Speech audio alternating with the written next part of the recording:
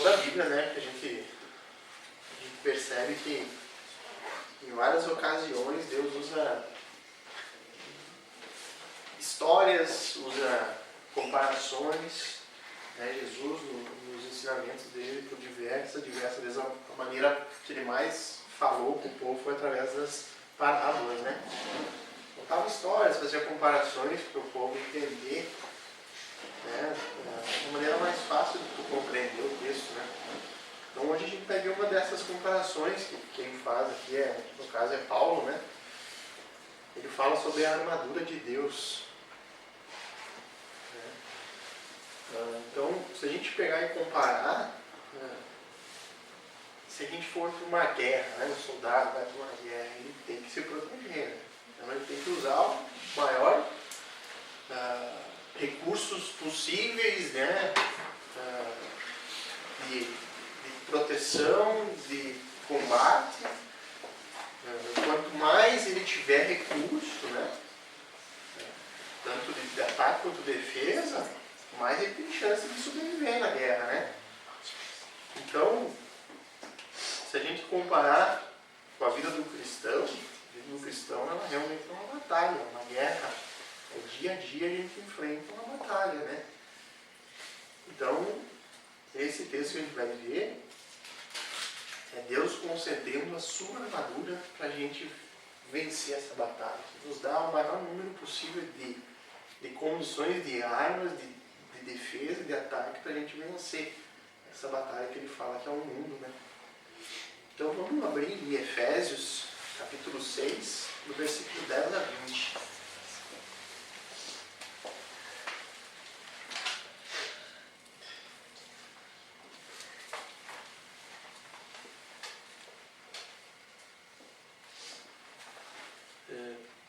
Aqui, né, fica bem claro que a armadura é de Deus, né? Não é a nossa armadura. Deus nos concede a sua armadura, né? E essa passagem eu já vi muita, no meu início de conversão, lá muita gente me dizia que era algo que tinha que ser repetido toda manhã, né? Ser de casa, ler essa passagem para vestir a armadura, né? Para estar protegido. Mas ela não é um mantra, né? Não é algo que a gente tem que estar falando todo dia, aquilo ali de manhã cedo, para estar protegido durante o dia. Não tem nada a ver com isso, né? Jesus ele nos alertou sobre vãs repetições, né? Quando você começa a fazer todo dia aquilo, ela se torna vã, né? Se torna sem sentido, você passa a fazer no piloto automático aqui, né? Tu já nem presta atenção no que você está falando, né? Então, hoje nós vamos entender bem o contexto desse texto aí, para ver que armas são essas, que armadura é essa que Deus nos concede para a gente vencer a batalha. Né? Então, vamos para a leitura. Quanto ao mais, sede fortalecidos no Senhor e na força do seu poder. Revesti-vos de toda a armadura de Deus, para poderdes ficar firmes contra as ciladas do diabo. Porque a nossa luta não é contra o sangue e a carne, e sim contra os principados e potestades, contra os dominadores desse mundo tenebroso, contra as forças espirituais do mal, nas regiões celestes. Portanto, tomai toda a armadura de Deus, para que possais resistir no dia mau, e depois de teres vencido tudo, permanecer inabaláveis.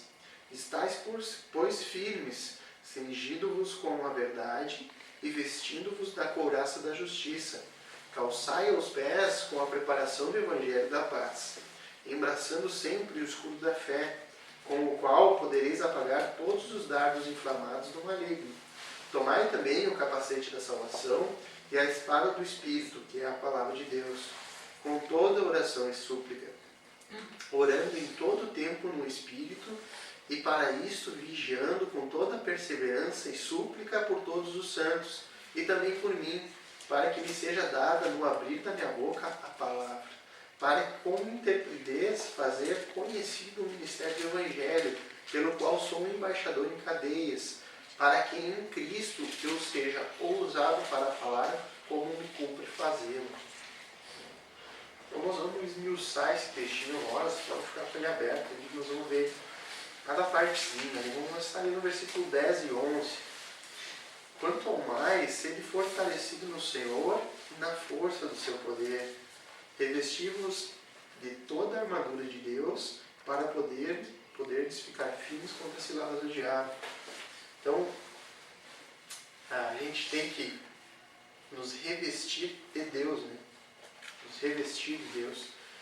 Essa palavra revestir, ela sugere algo permanente, não algo que tu põe e coloca. Né?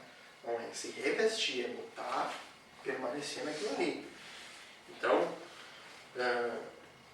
todas as pessoas no mundo se revestem de algo. Né? Se não for de Deus, vai ser de alguma coisa. A gente vê que todo ser humano, ele é idólatra. Ele é idólatra. Nossa essência é idólatra. A gente vai idolatrar alguma coisa, vai viver por alguma coisa, por alguma razão. Se a gente não tiver Deus como nosso ídolo, como, né, o centro da nossa vida, algo vai tomar esse lugar. Algo vai ocupar esse espaço. Né? Então você vê pelo mundo afora, qualquer pessoa, tu pode analisar a vida dela e tu vai perceber que ela se reveste em alguma coisa, seja do dinheiro, seja de ídolos estranhos, né? Seja a própria família. Meu objetivo é minha família, vivo para minha família. Então alguma coisa vai tomar o espaço de Deus na vida, né? Então é impossível que a gente fique firme na nossa batalha, essa que o mundo nos proporciona, se a gente não tiver revestido de Deus. Se a gente tiver revestido de qualquer outra coisa dessas que o mundo nos oferece, a gente não vai vencer. Não vai vencer. Né? Então, é importante que a gente entenda isso, que se a gente não ocupar o nosso coração com Deus, algo vai ser ocupado. A gente não consegue manter ele vazio sem nada. Versículo 12. Porque a nossa luta não é contra o sangue e contra a carne, e sim contra os principados e potestades, contra os dominadores desse mundo tenebroso, contra as forças espirituais do mal nas regiões celestes. Então aqui, porque a nossa luta não é contra o sangue e contra a carne, não é uma luta corporal. Nós não vamos para uma luta física, né? Isso aqui, o que nós vamos lutar contra o quê? A gente luta contra os nossos próprios desejos, o nosso próprio coração, as nossas próprias vontades. E muitas vezes as nossas vontades não estão de acordo com as vontades de Deus. Na grande maioria das vezes que o nosso coração deseja algo, o nosso coração não deseja algo que Deus deseja para a nossa vida. A gente vai lutar sim contra o nosso próprio coração. É até estranho, né? Sou estranho. Poxa, como eu vou lutar contra o meu próprio coração? Mas para pensar no que a gente anseia, o que a gente deseja.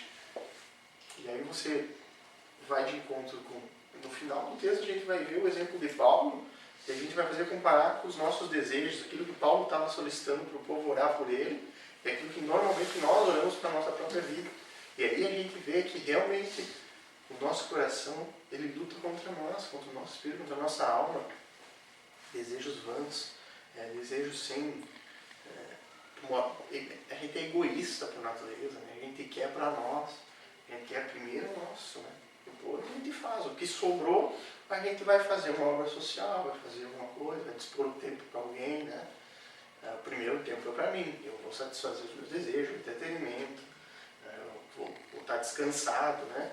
Agora, eu nunca ponho os objetivos, o sonho dos outros, muito menos o de Deus em primeiro lugar na nossa vida. Normalmente é o nosso próprio desejo. Então, a nossa primeira luta é contra o nosso próprio coração. A segunda luta que a gente vai enfrentar é contra o mundo. O que é lutar contra o mundo, né? Contra as pessoas, contra tudo, não. É realmente aquilo que o mundo nos impõe como padrão, né? Aquilo que é o padrão do mundo como certo. Não pode ser tão assim careta, do jeito que vocês são.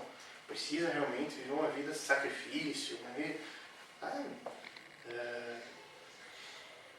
Não é tão duro assim. O mundo impõe direto as normas dele, a maneira que a gente é imposto pelo mundo. As nossas vontades estão diretamente relacionadas ao que o mundo nos impõe como bom, né? A gente estabelece os nossos gostos pelaquilo que o mundo nos impõe. É moda, é o que está de última novidade na TV, é o esporte do momento, sabe? Tudo é imposto pelo mundo e aí a gente observa, a gente absorve isso sem se dar conta. Assim. Já é tão normal a gente viver, porque a gente vive no mundo. Né? Cristo diz que a gente está no mundo, mas a gente não é dele.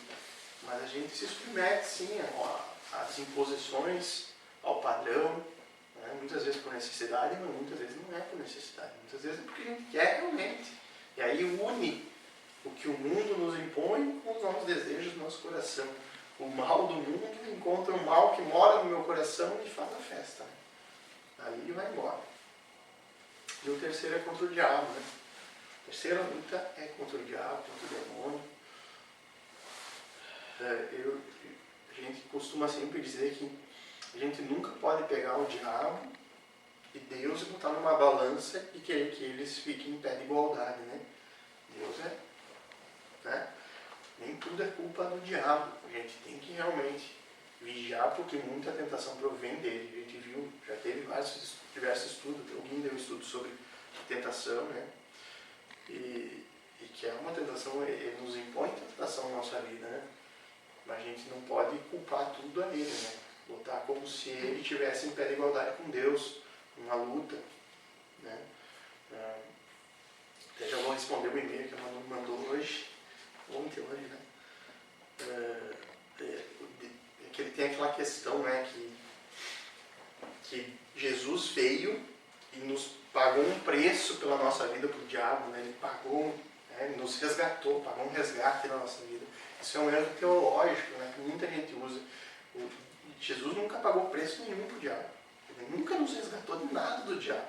O que Jesus fez foi aplacar a ira de Deus que estava sobre nós, desviar a ira de Deus que estava sobre nós para cima de Jesus. O diabo, ele está ali para ajudar a gente a se enforcar. Mas em momento nenhum, ele é nosso dono. Né? Jesus não precisou me pagar para o diabo, ó, liberta eles. Ele nunca nos prendeu. O problema era a ira de Deus mesmo contra os pecadores. Né? Jesus vem e desvia essa ira. Né? A gente chama de propiciação. Né? Jesus vem e desvia a ira de Deus sobre nós, em cima dele. Né? Então aquele vídeo, a mensagem é bem legal, assim, mas teologicamente ele não é correto, né, por causa desse desvio que alguém pregou aquela mensagem. Né? E ele passa também como um mesmo peso do outro agora que você estava falando, né? Eu estava fazendo a comparação. Então, ele nunca pagou nenhum tipo de resgate do diabo. Então, o diabo nunca foi, na história que ele contou ali, né, nosso dono, como se a gente fosse refém do diabo. Então a nossa luta não é corporal, né? Ela é contra os nossos desejos, o mundo e o diabo.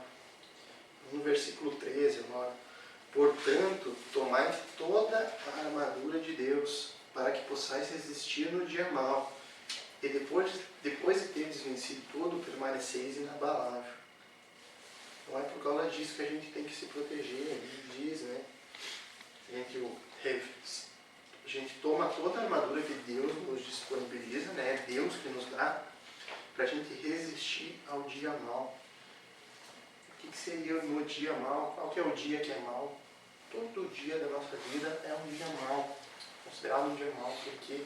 Porque a nossa luta é diária. Todo dia a gente tem que estar preparado para enfrentar o dia mau. Versículo 14. Estais, pois, firmes, cingindo-vos com a verdade e vestindo-vos da couraça da justiça. Então aí Paulo começa falando, estais, pois, firmes, né? Paulo ele pede firmeza do cristão. Então não tem aquela de cristão molengão, né? Cristão frouxo, sabe? Que deixa, porque a gente é pecador, né? Pecador é pecador, né? Vamos continuar, não tem o que fazer. Vou continuar nessa minha vida de pecado. Estais firme. Seja firme, se sabe que é errado, não faz. Paulo pedindo firmeza da parte do homem, né? Não deixar, porque hoje eu não estou afim de ler, hoje não está legal, estou cansado, sabe? Não, seja firme no propósito que tem. Vai ler mesmo cansado, nem que cai dormindo em cima da Bíblia, mas vai atrás, tenta, sabe? Ele pede firmeza. Aí ele faz cingindo-vos com a verdade. E aí a gente vem a gente começa as ilustrações sobre a armadura, né?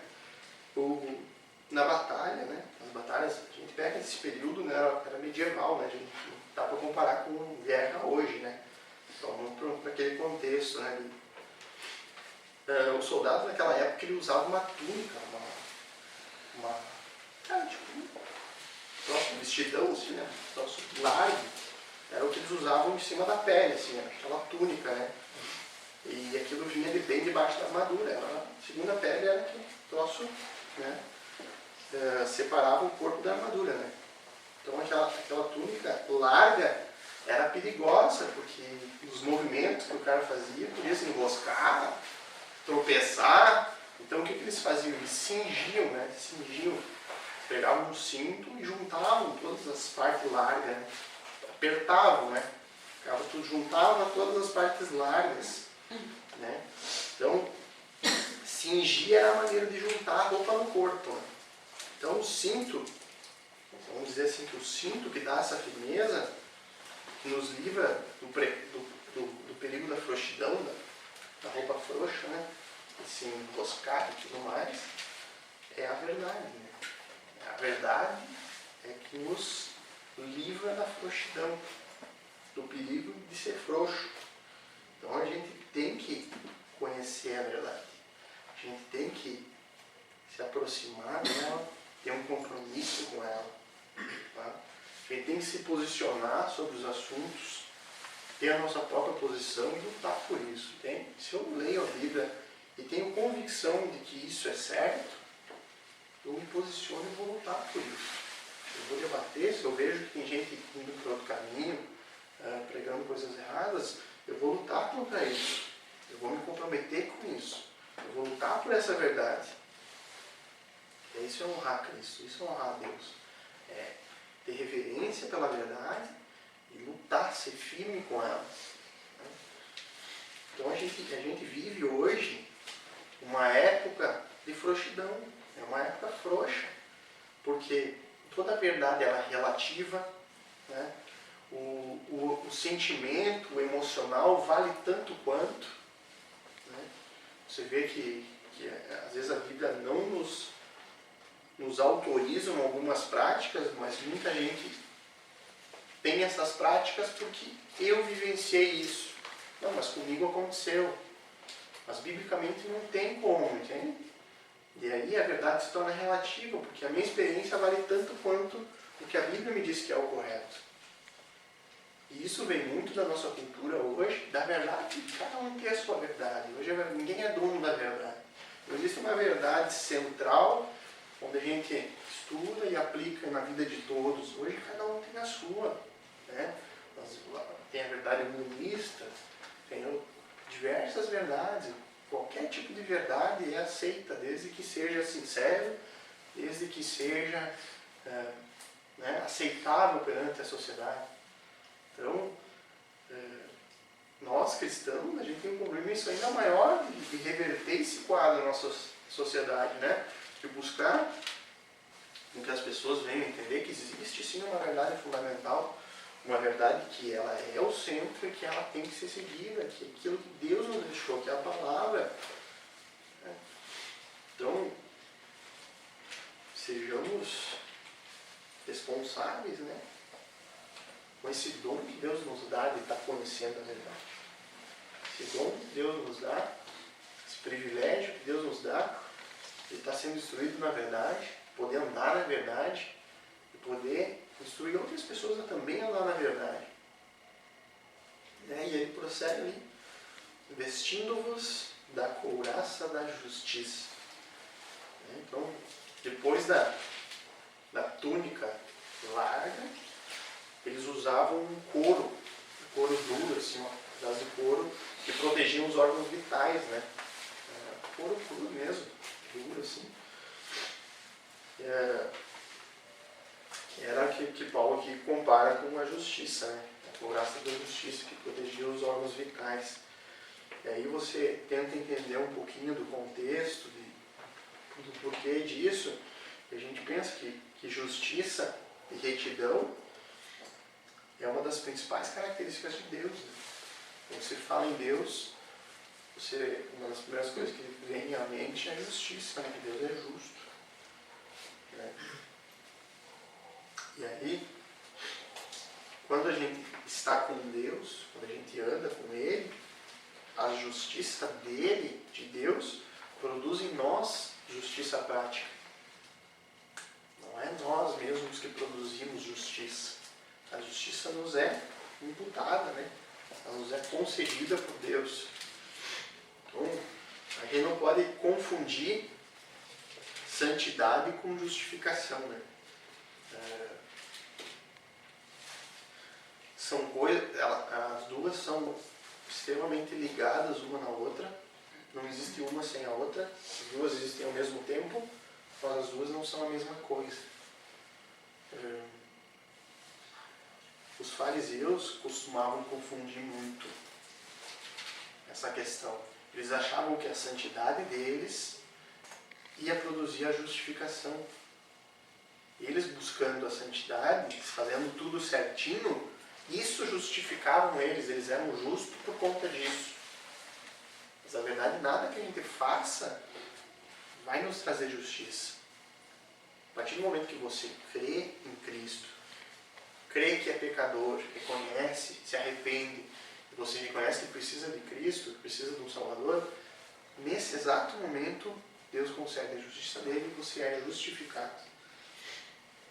E a partir desse mesmo momento a santidade começa a aparecer na sua vida.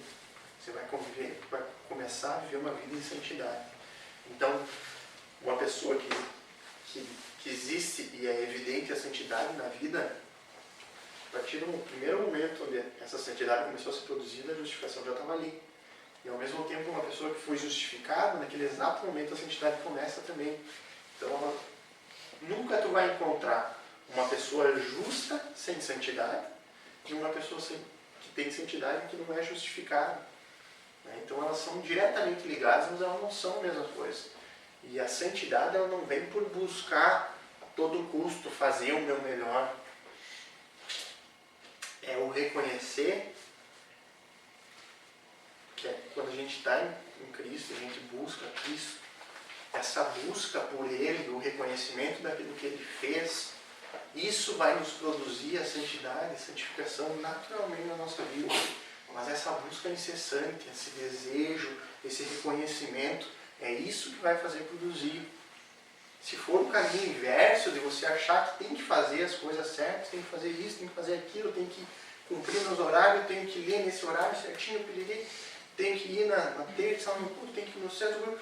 Se você for fazer com as suas próprias forças isso, vai chegar um momento inevitável que tu vai se cansar e vai chegar à conclusão que eu não consigo.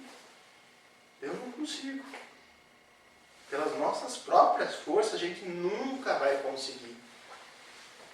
É isso que a gente tem que entender. Mas então está liberado fazer o que quiser.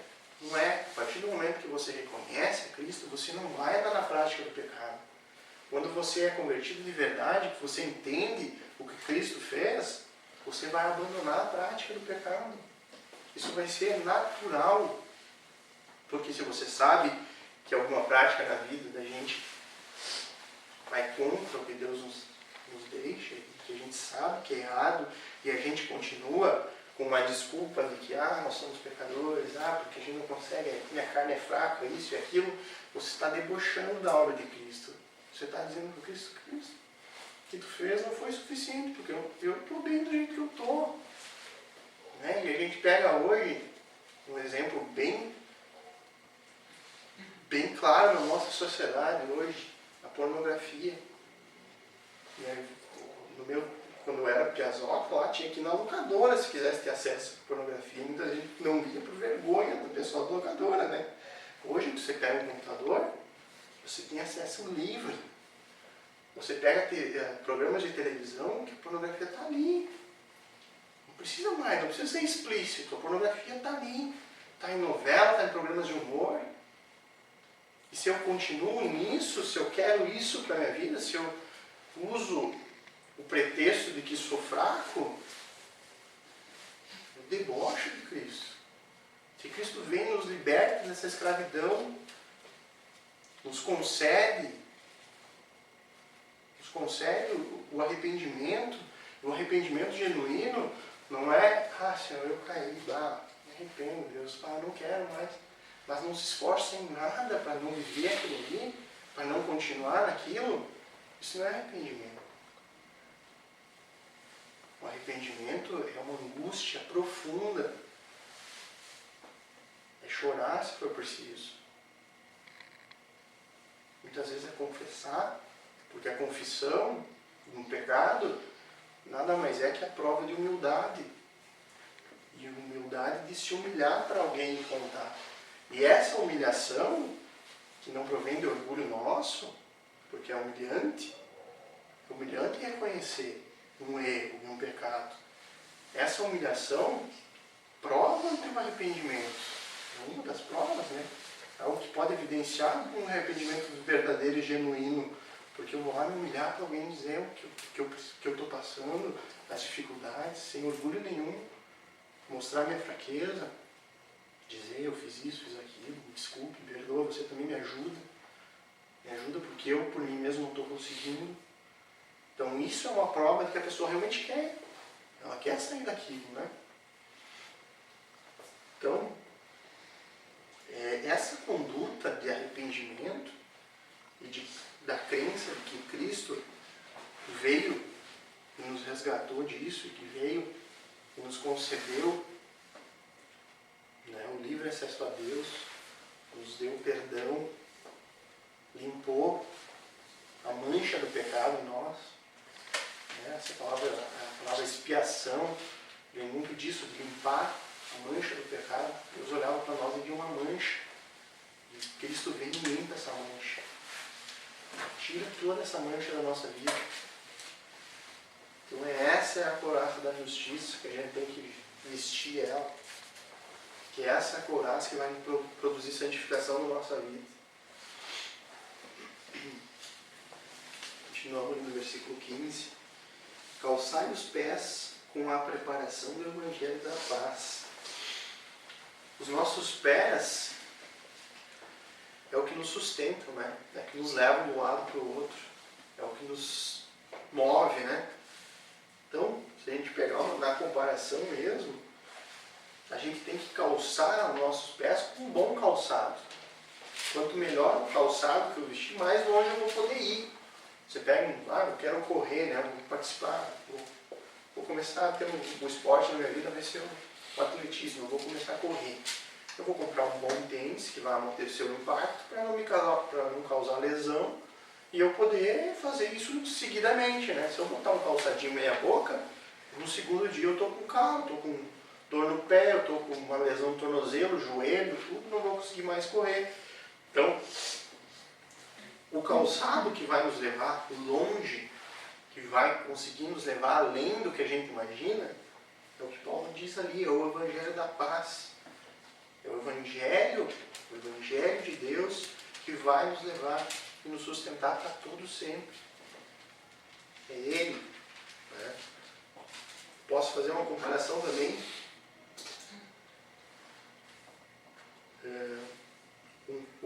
Os calçados, antigamente o calçado bom era calçado de couro, né? Calçado de couro legítimo, esse é um top, né? E um calçadinho de couro tu botava no primeiro dia, calo para tudo que é lado, não tinha como, né? Não vai dar calo. Mas é até ao ponto dele se moldar e tal, e aquele calçado dura. O calçado durava horrores, né? No Evangelho, a diferença só é que não é o calçado que vai se moldar o nosso pé, o nosso pé que vai se moldar o calçado. Mas no início de seguir o Evangelho, vai dar algum caminho, vai dar algum desconfortozinho. O Evangelho é isso mesmo. Se você lê o Evangelho contra si mesmo, que é a maneira que a gente tem que ler a Bíblia contra nós mesmos, você vai ver que ela não vai ser muito agradável. E faz uns carinhos no nosso pé. Ele nos deixa com, poxa vida, mas é assim mesmo, Deus. Então, esse é o calçado que não gasta nunca. O Evangelho.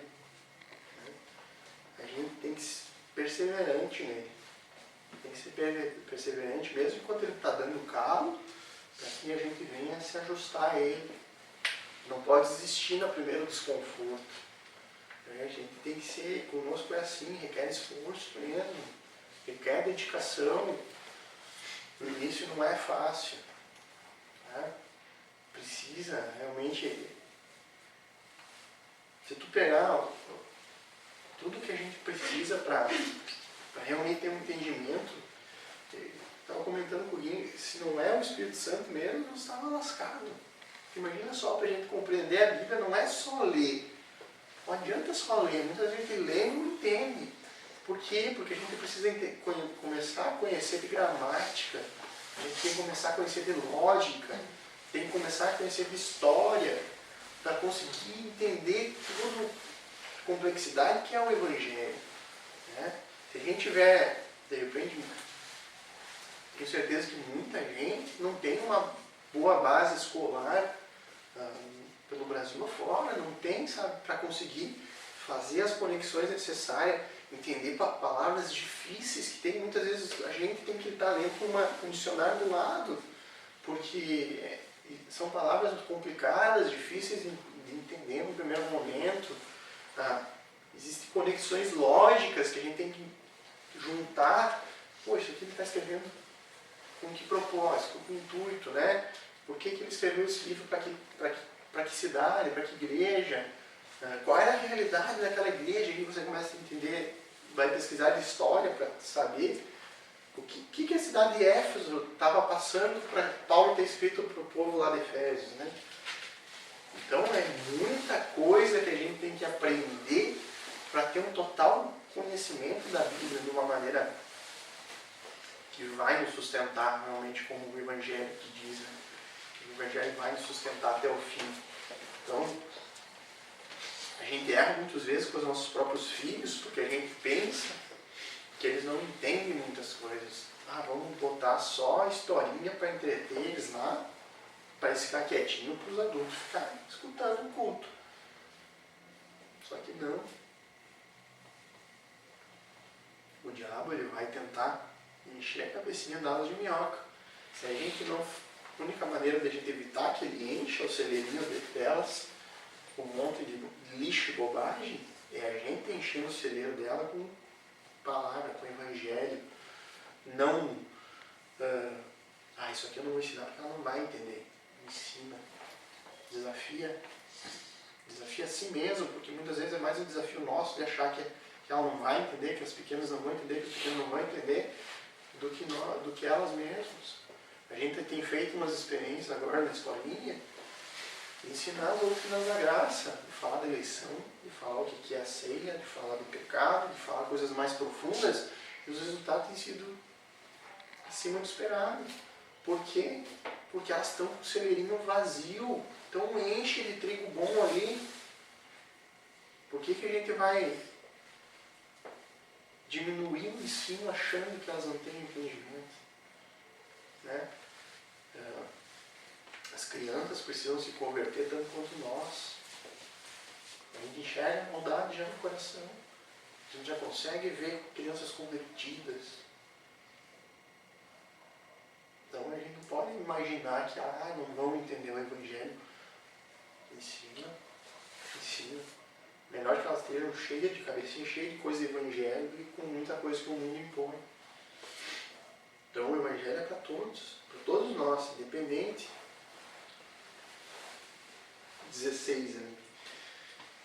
Embraçando sempre o escudo da fé, com o qual podereis apagar todos os dardos inflamados do inimigo. Do maligno. Então, o próximo item da nossa armadura, né, que a gente pega emprestado de Deus, ele começou lá com cingindo-vos com a verdade, né? Couraça da justiça, o calçado do evangelho da paz, né? Agora vem o escudo da fé. A fé aqui é uma confiança em Deus, e nas suas promessas. Quando a gente é tentado, a única defesa que a gente pode ter de verdade é acreditar, ter plena convicção na Bíblia. Quando eu disse acreditar e ter fé na Bíblia, não é só na parte boa. É ter plena convicção de que o inferno é real. E que a ira de Deus vai estar naquele lugar. Não é porque o diabo, os demônios vão estar lá e que ele vai ser ruim. Vai ser porque a ira de Deus vai ser toda posta lá. Vai ser inteiramente satisfeita naquele lugar. Não é porque o diabo é ruim, a ira de Deus é muito pior. Então acreditar que aquele lugar é real e que a gente não pode viver em pecado porque o pecado nos separa de Deus. Se a gente depende do Espírito Santo para que a gente venha a crer de verdade, que a gente venha aprender de verdade, a gente precisa e necessita. Sem o Espírito Santo é impossível. O pecado na nossa vida afasta ele. Então a gente tem que eliminar, se arrepender. Então, essa fé ela é importante na hora da tentação. Para que eu não venha... A tentação não é o pecado ainda consumado, né? É um momento antes. Então, quando vem a tentação, eu crendo nessas coisas, eu acreditando verdadeiramente que o inferno é real e que o pecado me afasta de Deus, eu tenho muito mais chance de não cair no pecado. De resistir à tentação. Acreditar nisso, acreditar que Cristo fez por mim, Ele morreu por causa desses pecados, e que eu praticar pecado é menosprezar a obra de Cristo na cruz. Acreditar que nenhuma tentação é maior do que eu posso suportar. Se eu estou passando uma tentação, acreditar, ter fé que Deus permitiu aquilo porque eu posso.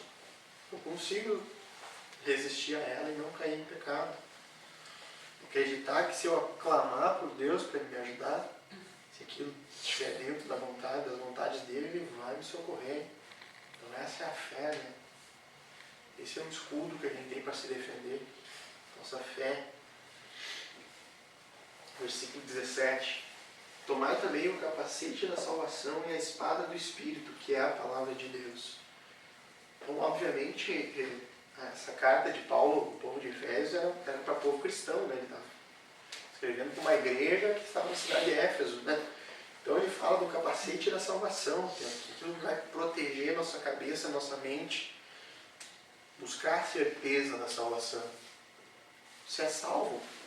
Você é salvo hoje? Debate pronto, sou salvo sim, eu tenho convicção que eu sou salvo. Muitas vezes o diabo nos coloca dúvida, mas muitas vezes a gente tem uma dúvida que provém de nós mesmos. E quando essa dúvida provém de nós, isso é um grande sinal que alguma coisa está errada. Alguma coisa está errada. Ou você está buscando pouco, ou você tem convicção de pecados presente na sua vida. Então, essa certeza na salvação ela é necessária por isso, para proteger a nossa mente disso. Então, se há dúvida, alguma coisa está errada. Então, se você ainda não tem plena convicção, certeza da salvação, porque a Bíblia é muito clara que Ele é suficientemente poderoso para nos salvar. E se você crê, se arrependeu e crê, Ele diz, está salvo. Está salvo.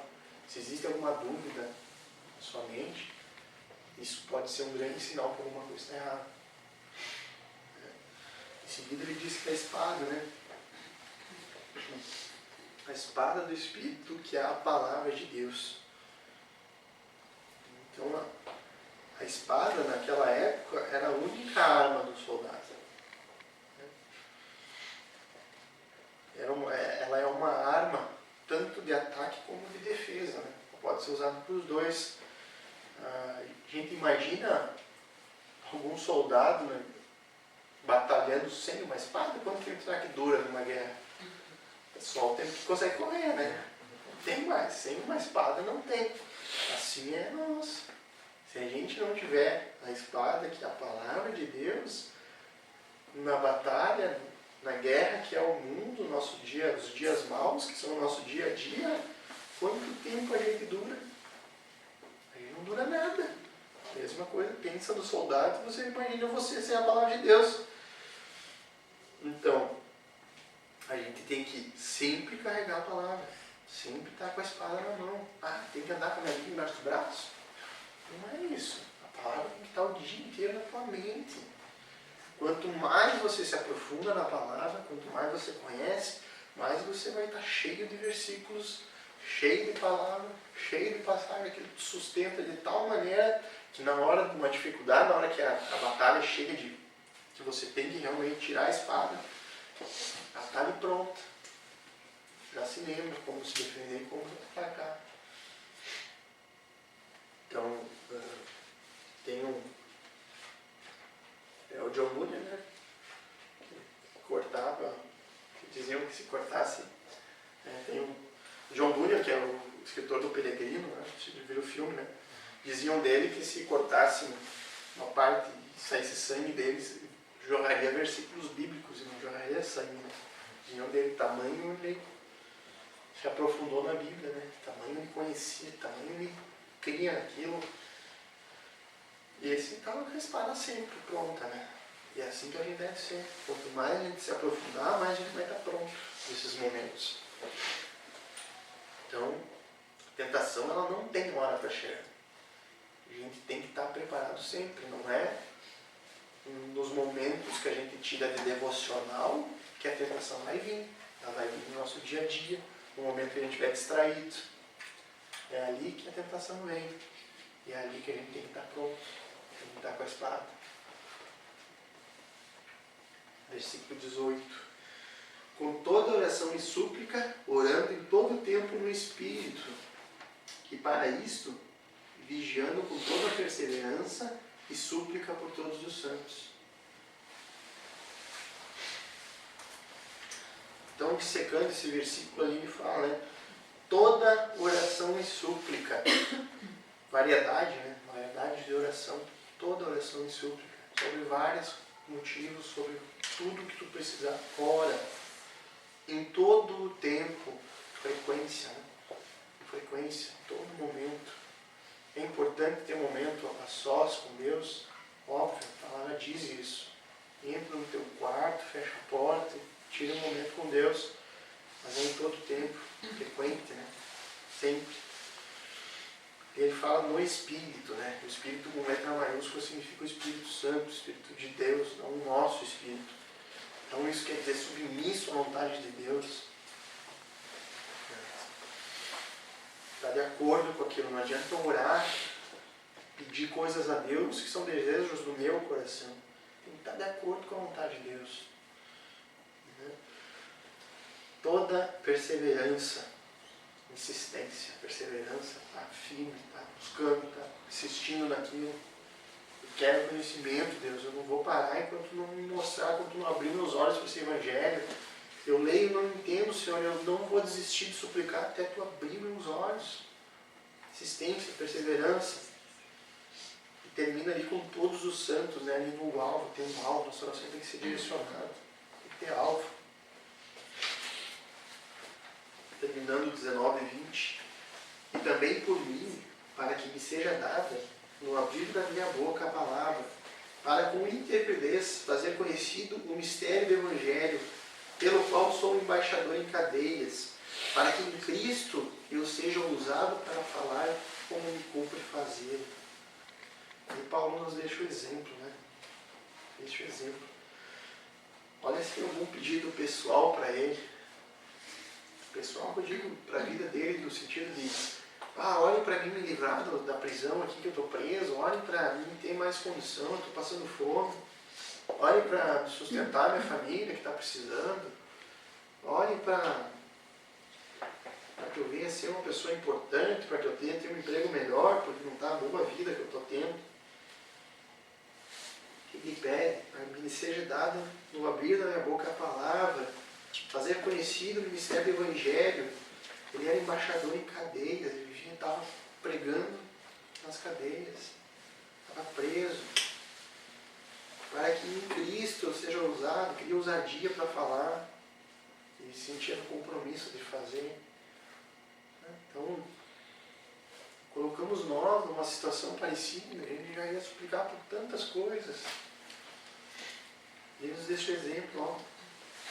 Em primeiro lugar é proclamar o Evangelho, essa deve ser a nossa motivação, ter o conhecimento, que Deus abra a nossa boca para a gente falar a palavra, né, com intrepidez, que a gente venha fazer conhecido o Evangelho. Essa era a principal motivação de Paulo, um exemplo para nós, exemplo. A gente vive num país de bonança, não sei se isso é bom ou se isso é ruim, claro que é bom, porque a gente não passa nem metade do que passaram esses apóstolos, esses pais da igreja, e muito menos a metade do que passa muito cristão hoje no mundo. A maioria dos cristãos no planeta são perseguidos. A maioria dos cristãos. E a gente não passa nada disso. E aí a gente vê casos de pastor preso há anos lá no Irã, pastor italiano lá, né, que está preso. A gente vê as motivações de oração, assim, naquela revista do Portas Abertas, e vê o pessoal pedindo, eles como Paulo, né, eles não pedem dinheiro, eles não pedem, me mandam dinheiro para nós que a gente vive na pobreza. Eles pedem um sustento em oração para que a gente resista, para que a gente permaneça com nossa fé em Cristo. Sabe, a gente vive de uma maneira, né, frouxa mesmo, num país que a gente não sofre nada disso, e isso nos distrai de tal maneira que a gente não mantém o foco por uma semana. A gente está no mundo do Egito, a gente já perdeu o foco de novo, já está na nossa vida, focado na nossa vida, no nosso trabalho, na nossa família, em ter mais, em adquirir mais. E eu não falo para os outros, eu falo por mim mesmo, de mim mesmo, da minha própria vida. Como é fácil perder o foco. Eu creio que a igreja lá no primeiro, segundo e terceiro século foi extremamente perseguida. Mas pelo menos eu creio que esse é o propósito de Deus, ele refinou os cristãos. Só era cristão realmente quem era cristão mesmo, quem aguentava esse tipo de coisa. Porque se a perseguição instaurasse hoje no Brasil, tu ia ver a quantidade de cristãos que ia ter. Não iria muito, 70%, 80%. Por quê? Porque o Evangelho diluído, adocicado, um Deus que nos concede, um Deus que nos dá, um Deus que quer que a gente viva bem. Ah, ele quer, claro que quer. Mas e as prioridades? A gente faz o que por Ele? A gente faz o que pelo Evangelho dele? Como que a gente vive nossa vida com Ele? Qual o nosso compromisso com Ele para Ele ter algum compromisso com nós? Essas coisas, né? A gente, através desse texto, a gente é intimado para se preparar para uma batalha. E por conta dessa geração que a gente está vivendo hoje, aqui no Brasil principalmente, a gente não está se preparando para uma batalha. A gente se prepara para um passeio. E aí o dia a dia nos engolindo. O diabo nos engolindo, os nossos desejos nos engolindo. Então a gente tem que realmente se vestir de maneira apropriada. Usar aquilo que Deus nos concede através desse texto, que não é repetição, porque se você entender o texto em si, você vai ver o contexto dele, você vai ver que não é para ficar lendo isso aqui como se estivesse vestindo mesmo alguma coisa. Eu duvido alguém que faça isso diariamente, eu conheço vários, que leia e entenda o que Deus está falando ali. A gente tem que ser firme, a gente tem que ser convicto. Se eu creio em Cristo, eu vou viver de maneira que me indique que eu creio em Cristo de verdade. Se eu me digo cristão, que eu digo que eu sigo a Jesus, eu tenho que andar como Ele andou. Eu nem leio os evangelhos e eu quero me dizer cristão. Eu nem sei como Cristo andou e eu quero usar o nome de cristão, que eu sou filho de Deus. 1 João 2,6, aquele que se diz cristão tem que andar como ele andou. Então a gente tem que ser firme na nossa fé. É fácil? Se fosse fácil, qualquer um fazia, como diz o ditado, né? Mas a gente tem Cristo, a gente tem Espírito Santo, se a gente quer realmente e tem a convicção da nossa natureza pecaminosa, clama o Senhor. Clama. Lucas 11,13 diz que se clamar, Ele vai conceder o Espírito Santo de Deus. Vamos ser firme e convicto. temos que defender a verdade, defender o que a Bíblia diz, ajudar a tirar da estagnação o mundo, tirar o Brasil dessa cegueira aí, que é o Deus Deus que cura, Deus que dá emprego novo, Deus que faz o empresário prosperar. Mas esse mesmo Deus que eles dizem que é o Deus dele, o que vamos dizer para o povo perseguido lá, que o Deus dele só põe na cadeia, só põe perseguição, só põe dificuldade? É um Deus muito diferente do outro, né? Então a gente tem que entender a verdade e defender a verdade. E nós vamos viver nessa terra com o olho lá na eternidade. Nada do que aconteça aqui pode tirar ou abalar nossa fé em Cristo. A gente pode viver como mendigo. Não é a teologia da pobreza, não é que isso... Mas a nossa fé tem que ser tamanha na palavra de Deus, naquilo que Deus nos diz, que se viver de uma maneira que não é agradável aos nossos olhos, uma convicção plena da salvação, que o que está por vir é muito melhor.